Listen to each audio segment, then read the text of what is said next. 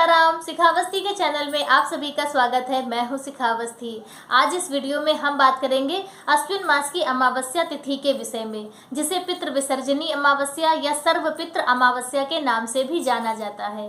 अश्विन मास की अमावस्या तिथि का बहुत ही महत्वपूर्ण स्थान है, बहुत ही खास होती है। सभी जितनी भी अमावस्या तिथियां होती हैं वर्ष भर में, सबसे मुख्य होती है, क्योंकि अमावस्या तिथि हमारे पितरों के निमित्त ही होती है। हमारे पितरों की कहते हैं कि आज के दिन सुबह होती है, जगते हैं। एक जो पूरा महीना होता है वह पितरों का एक दिन के समान होता है। और जैसे शुक्ल पक्ष में हमारे पितृ सोते हैं और कृष्ण पक्ष में वह जगते हैं। तो अमावस्या तिथि पर जो भी हम लोग दान पुण्य कर्म शुभ कर्म करते हैं वह हमारे पितरों को ही प्राप्त होता है। उसके साथ ही जो 16 दिनों का यह पितृपक्ष होता है वह आज की तिथि में पूर्ण होता है। आज के दिन हमारे जो पितृ हैं वह पितृलोक को वापस जाएंगे। जो 15 दिनों से हम सब के आसपास कहीं न कहीं किसी न किसी रूप में थे, तो अब वह उनकी विदाई का समय आ गया है। आज की तिथि पे हमारे पूर्वज अपने पितृलोक को वापस जाएंगे। तो हमें उनके लिए क्या क्या करना चाहिए, हम कौन से ऐसे कार्य करके अपने पितरों की विदाई को खूब अच्छे से करें, खूब हंसी खुशी माहौल के साथ में करें, उनका आशीर्वाद प्राप्त हो, ताकि वर्ष भर उनकी कृपा से हमारे घर में किसी भी तरह के कोई संकट ना आए, परेशानियां ना आए और घर सुख समृद्धि उन्नति से भरा रहे। तो चलिए वीडियो की शुरुआत करते हैं। उससे पहले आप सभी से रिक्वेस्ट है कि वीडियो पूरा देखिएगा।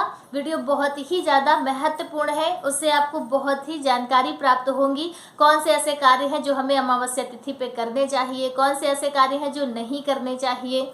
इस तरह की बहुत सारी बातें हैं जो आपको इस वीडियो के माध्यम से प्राप्त होंगी। तो इसलिए वीडियो को लाइक ज़रूर करें। चैनल पे पहली बार आए हैं तो चैनल को सब्सक्राइब जरूर कीजिए।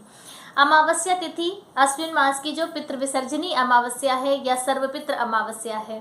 सर्वपितृ अमावस्या जैसा कि नाम से ही प्रेरित होता है कि इस अमावस्या तिथि पे हम अपने सभी पितरों को तृप्त कर सकते हैं। यदि कोई ऐसा भूला भटका भी पूर्वज है हमारा जिसकी पुण्यतिथि हमें नहीं मालूम है, तो यदि हम इस दिन जो भी पुण्य कर्म, श्राद्ध कर्म, पिंडदान, तर्पण इत्यादि करते हैं तो वह उसे भी प्राप्त होता है। यदि पूरे दिनों में हमने उनके लिए कुछ भी नहीं किया, क्योंकि हमें नहीं मालूम है, अनजाने में वह पड़े हुए हैं, तो उन्हें भी आज की तिथि पे जो हम लोग कर्म करते हैं शुभ, वह उन्हें प्राप्त होता है। तो इस अमावस्या तिथि पे हमें पुण्य कर्म जरूर करने चाहिए। सबसे पहला और मुख्य कार्य है कि अमावस्या तिथि पे श्राद्ध कर्म और तर्पण सभी को जरूर करना चाहिए। यदि आप श्राद्ध कर्म नहीं कर सकते हैं, ज़्यादा समय लगता है, तो तर्पण तो जरूर कीजिए। बहुत से ऐसे लोग हैं जो तर्पण भी नहीं या तो कर नहीं पाते हैं, या उनके पास इतना समय नहीं है, वह घर पे नहीं है, कहीं बाहर है, नहीं कर सकते हैं। तो उस स्थिति में आप एक शुद्ध लोटे में जल ले लीजिए, उसमें गाय का कच्चा दूध डालिए। याद रखिएगा गाय का ही होना चाहिए, अन्य किसी भी जानवर का नहीं है, जैसे कि मतलब भैंस का या किसी और गाय का नहीं।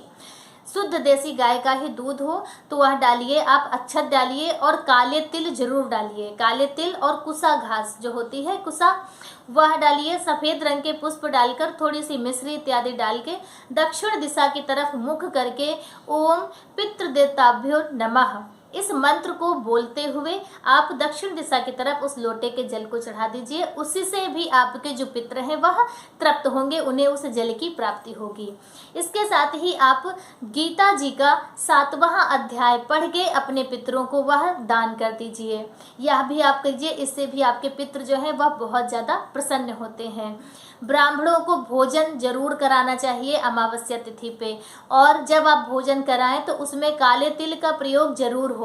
नहीं, आप किसी भी प्रकार से नहीं कर सकते हैं तो जो भी आप सब्जी इत्यादि बनाएं तो उसमें थोड़ी थोड़ी 2-2 चुटकी काले तिल आप ऐसे ही डाल दीजिए, लेकिन काले तिल जरूर डालिए ब्राह्मण के भोजन में। तो इससे जो भी आप देंगे, भोजन कराएंगे, तो वह सीधे आपके पितरों को प्राप्त होगा। तो यह कार्य जरूर कीजिएगा। और इसके यदि आप यह भी नहीं कर सकते हैं तो एक गाय को हरा चारा जरूर खिलाएं। भर पेट आप हो सके तो भर पेट उसे हरा चारा गाय को खिलाएं। आपके सभी पितृ तृप्त हो जाएंगे, क्योंकि गाय के अंदर तो कहते हैं 33 कोटि देवी देवताओं का वास होता है। तो इसलिए आप कुछ नहीं कर सकते हैं तो गाय को कम से कम हरा चारा, गौ सेवा आप कर दीजिए, उसे पानी पिला दीजिए, उसे आप चारा खिला दीजिए और उसकी साफ सफाई कर दीजिए। आप यदि कुछ नहीं कर सकते हैं तो यही कार्य करें। अमावस्या तिथि पर और हवन जरूर करना चाहिए। आपके पास यदि हवन सामग्री है तो आप उसी से कर दीजिए, नहीं है आपके पास हवन सामग्री तो आप गाय का उपला ले लीजिए और उसे आप शुद्ध देसी मतलब गाय के घी में ही डुबो लीजिए उसे, और उसके बाद आप जौ, तिल और चावल यह ले लीजिए, तीनों चीज़ें, और उसमें गूगल डालिए और चंदन पाउडर डाल लीजिए और गुड़ डाल लीजिए।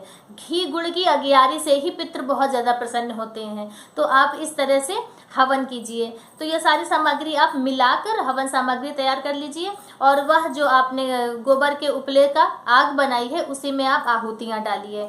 आहुतियाँ जो आपको डालनी है वह इन मंत्रों को बोलते हुए डालनी है। मंत्र है सबसे पहले ओम कुल देवताभ्यो नमः, फिर है ओम ग्राम देवताभ्यो नमः, फिर है ग्रह देवताभ्यो नमः, फिर भगवान का द्वादशाक्षर मंत्र है उसकी आहुतियाँ डाल दीजिए, या फिर लक्ष्मीपति देवताभ्यो नमः, ओम विघ्न नाशक देवताभ्यो नमः। तो इस तरह से 5 मंत्रों को बोलते हुए बारी बारी से 11-11 आहुतियाँ आप डालिए, नहीं 11-11 तो कम से कम 5-5 आहुतियाँ डालिए।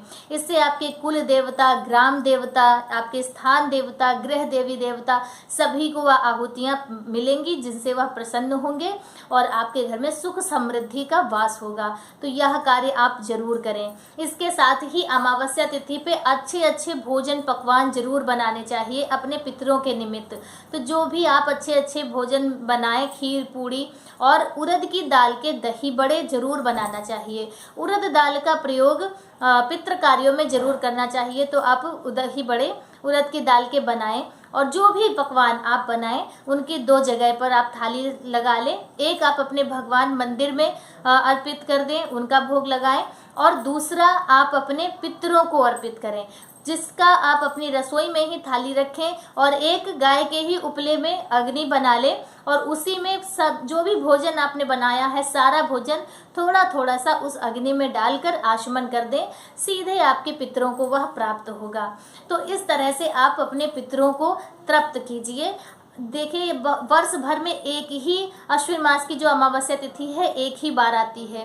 तो यदि आपके कुछ ऐसे कार्य हैं जो आप आज नहीं कल कर सकते हैं, 1-2 दिन के लिए टाल सकते हैं, तो उन कार्यों को टालकर आप इस पितृ कार्यों को जरूर करें। इनसे आपके जो भी कार्य हैं वह सभी बनेंगे, बिगड़े हुए कार्य आपके बनेंगे, रुके हुए कार्य आपके बनेंगे। तो यह शुभ कार्य आप इस अमावस्या तिथि पर जरूर कीजिए, अपने पितरों को जरूर प्रसन्न कीजिए, उनका आशीर्वाद प्राप्त कीजिए। बहुत ही आवश्यक है, बहुत ही पुण्यमयी तिथि है। आप अपने सभी कार्यों को जो आपके रोकने वाले हैं कार्य हैं वह रोक कर पितृ कार्यों को जरूर कीजिए। और आज का वीडियो मेरा बस इतना ही। वीडियो अब हम यह भी जान लेते हैं कि हमें अमावस्या तिथि पर कौन से कार्य नहीं करने हैं। स्कंद पुराण में ऐसा वर्णन है कि अमावस्या तिथि के दिन यदि आप किसी दूसरे का अन्न ग्रहण करते हैं तो आपके पूरे महीने का जो पुण्य कर्मों का पुण्य फल है वह उस अन्नदाता को प्राप्त हो जाएगा। तो यह गलती बिल्कुल भी ना करें, अमावस्या तिथि पर किसी दूसरे का अन्न ग्रहण ना करें। बस आप अपने माता पिता के घर में, अपनी ससुराल में या अपने भाई के घर में या फिर आप अपने ननिहाल हाल में भोजन कर सकते हैं। वह दूसरों की श्रेणी में नहीं आते हैं क्योंकि उनका कहीं ना कहीं आपसे खून का ही रिश्ता होता है। तो इन जगहों को छोड़कर आप अन्य किसी भी स्थान पर भोजन ना ग्रहण करें। इसके साथ ही विष्णु पुराण में ऐसा वर्णन है कि अमावस्या तिथि पर किसी भी वृक्ष की पत्ते नहीं तोड़ने चाहिए, नहीं तो ब्रह्म हत्या का पाप लगता है। तो यदि आपको तुलसी पत्र इत्यादि पूजन के लिए चाहिए तो आप पहले से ही तोड़ कर रखें।